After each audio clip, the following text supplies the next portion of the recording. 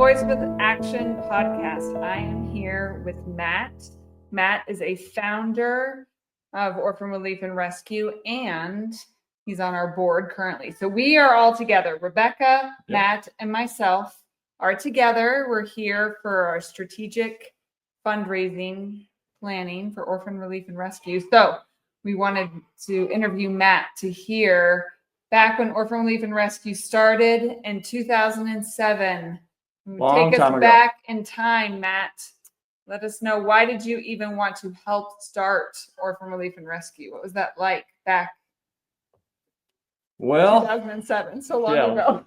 Quite a while ago. I think it kind of snowballed. We kind of got started on a project with Mercy Ships. They allowed us to go on land, if you like, and then go do a renovation project, and I kind of got to lead that with Rebecca. And we kind of gelled really well in that. We got just got about 80 kids fed, watered, roof over their head, and that's kind of how it all started initially. We weren't officially Orphan Relief and Rescue at that point, but I think that's when, for me, it probably started.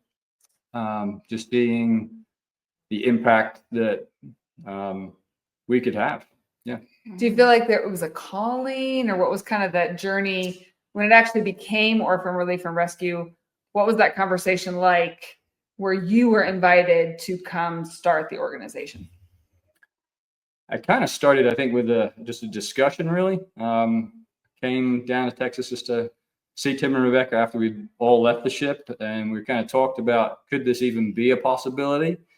And then another one of our friends kind of came alongside and basically just gave us the ability to dream, and just say, hey, whatever you want, we're behind you. And so that was huge. And I think it just, from there, it was like, okay, what can we do? And we talked about a whole lot of different things, and then we ended up actually forming all of that, and then actually picking the team, putting the team together, and then actually heading out to Liberia under our own organizational banner, if you like. Was What was that original dream of Orphan Relief and Rescue? What was the goal that you all wanted to accomplish? Well, that's kind of funny, because when we first got there, like, we got to Liberia on the ground, and I arrived about a week early, just myself, try to get stuff ready for the team to arrive, and basically got picked up at the airport by a friend who was already there, and he started grilling me about all these different questions of, well, you need a house, you need a place to live, that's going to cost you this much money, and you need a car to get around, and this is going to cost you this much money, and he's going to, you need to be able to get along with the government, and you need this much money. And he's like, well, how much money do you have? And it was nowhere near the amount of money that he'd been talking about. And so it was interesting start, because when we went there, we were going to try to do construction projects and all these things, and in the end, the government was not very receptive to what we'd been told a few months earlier. So we kind of changed our plan once we got on the ground. But So what would you say was the biggest challenge that you faced when launching ORR, and how did you overcome it? The biggest challenge that I guess I got to see on the field was living with no running water, no electricity, everything constantly breaking down.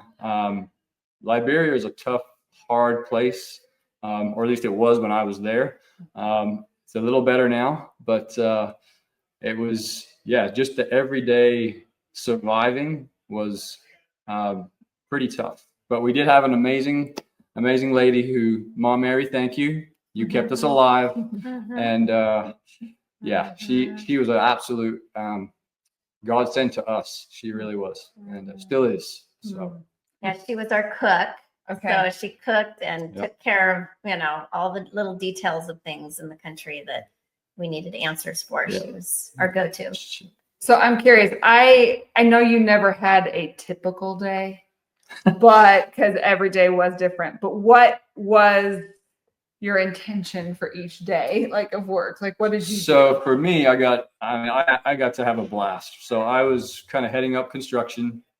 We had a core group of guys that I'd worked with for a while, and I got to basically go out every day and just be with them on a construction site, or I intended to be there all day. But just being with them and just having fun times and sharing food, sharing laughs, sharing struggles with them, and then teaching a little bit along the way, just in construction stuff, and just doing life together. There for me was just the fun part of it. Like that was what just brought it, made it fun. What was the construction that you were working on? What were you building?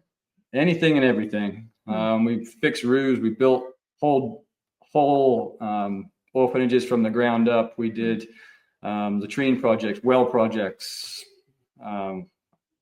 anything and everything. You name it, we'd build it or fix it. And yeah. Well, so in case our audience doesn't know, so at the time we were in Liberia, they had 20 years of civil war, which pretty much did away with an entire generation. There was there were hundreds and hundreds of children that were without housing, without parents. And so they would have these makeshift orphanages, in a sense, with these caretakers that loved these children, wanted to provide for them, but couldn't even provide for a roof over their head. So we came in and helped certain organizations or certain orphanage directors and serving them and building their orphanage up to be self-sustaining. So that's originally how Orphan Relief and Rescue started. And then those orphanages became self-sustaining, in a sense, graduated from our program. And then that's how we evolved into working more with doing anti-trafficking preventative work. But that's a little bit of the background that. Yep. Well, there was other guys doing stuff as well. I wasn't just there by myself. We had a couple of great guys, Matt and Andrew. We had Matt doing video, just doing media stuff. We had Andrew just in the government trying to get the government wheels turning, and then Marielle, who ended up being my wife, and different story, but she was doing a lot of healthcare. She was the nurse on the ground, and so it was a great little team. Well, I think that's a fun story. So how, when you didn't know Marielle until you started working, what is the? No, we knew each other before. Okay. And we kind of met before and thought there might be something, but we ended up going separate ways. And I was intending on going to Mexico. Actually, I was going to go and help down there, and my plans changed. And then she reached out to Rebecca and said, "Hey, she's heard that we're going back." She didn't know that I was leading it. Going back to Liberia. Back to Liberia, yep. Yeah. And so she wanted to come along and came along, and yeah, that was. Surprised you were there. Yes. Yep. So it was a fun time. We had some great adventures there, and yeah. And now you're married. Been married for how many years? Oof. 13? No, 17. 17 years. 17 years, and you have 2 boys. Yeah. 2 boys. Yep. So that's amazing. And still a part of Orphan Relief and Rescue now as an advisory board member. So I would love to hear, do you have any stories that personally impacted you that stand out in those early days? I think the big thing for me is that seeing or being around when it started and seeing what it's building into now, like the momentum that is carrying, and seeing more and more people getting excited about this kind of work and what we're doing and what we're striving to do. And so I think the future is great. There's a whole lot more work to do. So yeah, be inspired and come along. Yeah. How have you? Yeah, I'd be curious because you've been around for the whole time.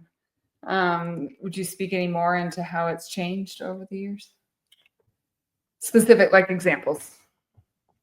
Well, to start with, it was literally just a core group of a few people doing everything. And we were, not necessarily stuff that we were gifted at, but we would do it and we would try to do it to the best of our ability. And now that we have just, a much broader pot to draw from of people who are actually talented at doing things, and actually it's a much better product at the end of the day that we can do together, and just seeing everybody's gifts being maximized as well. And seeing more people impacted by the work that we do than on those first few years. So yeah, that's cool. What excites you the most now about what we're doing now with our programs? I think for me, very much a hands-on person. I love the whole thing that we can give these kids a future that they can build with their own hands or minds, but we're giving them actual skills that can be used every day, and actually for them to be gifts to other people as well. So that's a thing that I've always tried to do, just with the guys that I worked with, right? You teach them in what they can do, and then they can teach others, and we can make a better place. So that's cool. Very cool. Yeah, it's been fun working with Matt all these years, and he's just been faithful, and just a huge asset to Orphan Relief and Rescue, and huge blessing. Yeah, thank you, Matt, for your faithfulness. Yeah. Well, I do think one thing that might be interesting for our audience is that the three of us have known each other since 2004. We were all volunteers together on mercy ships. Yeah. So I think that's just kind of an interesting fact that that's where we all met. And only the Lord was the only one that knew that we would still be, like, he was the one that had the plan, for West Africa, of ultimately bringing freedom, not only spiritually, physically, but everything and that we were kind of there when seeds were planted in a sense. And that each of us have had different roles and different parts and different seasons, but that we're still here. And so just the faithfulness of God, and it's just really cool because I was a volunteer in the ship. There was kind of a discipleship program, and Matt was leading the discipleship program, and I went there right out of college, and Rebecca and her family were volunteers on the ship leading this discipleship program. And we spent 9 months together on this ship, and little did we know. I don't know if I want to count. Now it's been years. 21 years later. Here we are. That's a lot. I can't be that old. It's very cool. Yeah. Sweet. Well, thank you for. Since we'll edit this out, but since we have a little more time, should we talk about board, like vision? What we're doing with the board. So Rebecca, here we are today. We're here, strategic board planning, vision for ORR. What do you think about the vision and the next steps for where the Lord wants to take ORR?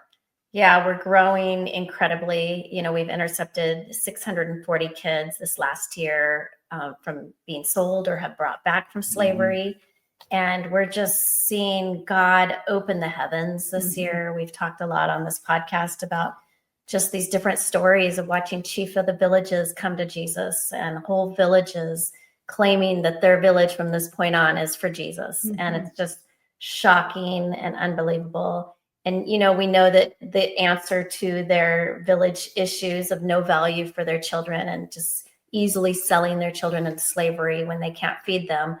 But it's a poverty issue, but really it's a spiritual issue, and not valuing their children as God would, want us to value them. And so as they come to Jesus, this is where the huge transformation is going to be taking place and is taking place. And so I'm the most excited about all these people coming to Jesus and transforming their life and valuing their children, as well as whole villages coming to Jesus and whole villages to stop trafficking their children. And we really want to see, this whole region where we work, where trafficking is non-existent. And I do believe it could happen in my lifetime, in our lifetime. And, when I'm gone, you guys get to take over completely. but it's doable, in our lifetime, to see trafficking wiped out, but to see Jesus come through and just sweep through to transform all these lives. And it is unbelievable to watch the transformed lives in front of us. Like, we get to witness that. And, I was telling the board, today, like, literally the heavens have opened. We have never seen a move of God like we're seeing right now. And it is such, like, I never thought I would witness something so beautiful as what we're seeing right now. And this is just the tip of the iceberg, and we're in 7 of these 57 village areas, or 56 villages, that are the largest child trafficking areas in West Africa. And God's going to do this crazy, miraculous thing. And I believe it's all, just going to happen in our lifetime, but it's happening right before our eyes in a miraculous way. And so it's been fun to just be able to share with the board the tangible stuff that we're seeing. And tomorrow is our strategy planning time of just like, how do we manage what God has entrusted us? And how do we do this really well going forward? Because it is, the growth level is incredible. I showed him a video of just literally thousands and thousands of people now are coming to these meetings and wanting Jesus and wanting their children and their families to come to Jesus. And it's I wanted them to get a visual of what I see every time I go on the field now. And I'm watching a movie and I'm overwhelmed. It's like, this is unbelievable. And so, I'm excited for what the plans for the future, what God's going to show us, so how to strategize for moving forward. And it's a good season. It really is exciting. It's amazing even to look at numbers, impact numbers that we have. And so if you want to see those, they're on our website under our kind of the behind the scenes of ORR. You can see our annual report and see what we're looking at and see those impact numbers. So we always love to end this podcast with kind of an encouragement, to our audience. So, I mean, one thing that really stands out to me is just God's faithfulness and that he plants seeds, and he's the one that in his time grows them and brings them to fruition. And it's amazing that even, we just have a little story, I think we've shared it on here before, where there was someone who in 1968 who came to one of these villages because they wanted to share the love of Jesus to this community. And the people that we are serving remember that. And part of what we're doing is even the fruit of that one person sacrificed in 1968 to go and share God's love. And here now we are, 57 years later, here we are continuing that vision, and people's hearts are being transformed. And it really is absolutely amazing. So God's faithfulness, and that he is so faithful and he wants to use us, and the way that he wants to use us sometimes is different than, what we would expect, but it really is better than we could ask, think, or imagine. So part of that story is, it was a chief of the village that told us, 57 years ago, a missionary came and shared Jesus. And we haven't had anybody since share Jesus. And that's what we want shared now. And we don't want idol worship anymore. We want that Jesus. And it was interesting. Deb and I were taking a walk yesterday, and I said, I was born in 1968. And on Tuesday, I'm actually 57 years old. Wow. So 57 years ago, this area had this missionary that came and shared Jesus. And now we're seeing the heavens and you open. were born that year. In the year. And that God knew that you would be part of that. Part of bringing his love and his light and his freedom to this region that no one else has come to since in 57 years. But God knew. So there probably has been other missionaries, but it wasn't symbolic enough for that chief to remember. Because he specified that it's been 57 years since we've had this message preached. So anyway, God's strategy is not our strategy. And you kind of think, what's gone on in the heavenlies over all of this stuff? But we get to all be a part of God's big story. And it's beautiful. So it's fun. Matt, would you say anything to that of God's faithfulness? Would you speak into encouraging someone who might be doubting? Just keep pressing in. Keep pressing in, and keep watering that seed. And it'll sprout. Yeah, and I even think of you finding your wife, not finding. The Lord brought you your wife, but where you're giving up your life to go to a place where, the pickings aren't real fluent there, And so you're giving up your life as, how old were you when you went? 20-something, 20. In his prime. So 20. Mid-20s. Yeah. Yeah, mid-20s. Yeah. Where that's the time where you're looking for your wife. Mm-hmm. And he's giving up his life to go do missions. Yeah. Just whatever you want, Lord. Yeah. And here, without him even knowing, his future wife was doing the same thing. Yeah. Yep. And then that's where they end up meeting and falling in love and getting married. Yeah. And God's faithfulness in their surrendered, life. Yes. That God met them. And it's just beautiful. So I'm just encouraged by, watching that beautiful story unfold, and it's fun. It is beautiful because when you give up your life, you really do Find it. give up your life for Jesus. Yes. You really do find it. Yes. In so many ways. Yeah. In the end. Yeah. Yeah. Well, thank you for tuning in, and we will see you next week.